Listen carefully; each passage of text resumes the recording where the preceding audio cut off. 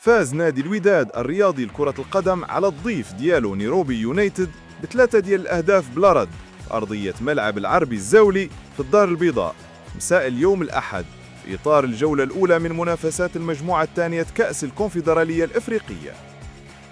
بدأ الوداد الماتش بضغط قوي على الفريق الكيني، حيث كان كيقلب على هدف مبكر يسهل عليه تدبير أطوار اللقاء، وهذا الشيء تحقق في الدقيقة الثالثة عبر الظهير الأيسر أيوب بوشتا اللي سجل الهدف الأول بتسديدة مركزة ما خلات حتى فرصة للحارس الكيني.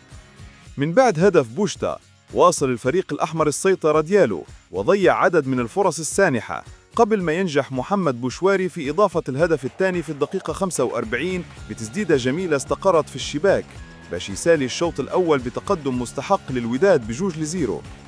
في الشوط الثاني واصل الوداد الضغط ديالو على الفريق الكيني بحثاً على أهداف إضافية، في وقت اللي اكتفى نيروبي يونايتد بالدفاع الرجعاعي وبعض الهجمات المرتدة اللي ما شكلاش حتى خطورة على الحارس المهدي بن عبيد. وفي الدقيقة 86 تمكن محمد الرايحي من تسجيل الهدف الثالث، مؤكداً تفوق الفريق الأحمر بثلاثية نقية على حساب نيروبي يونايتد.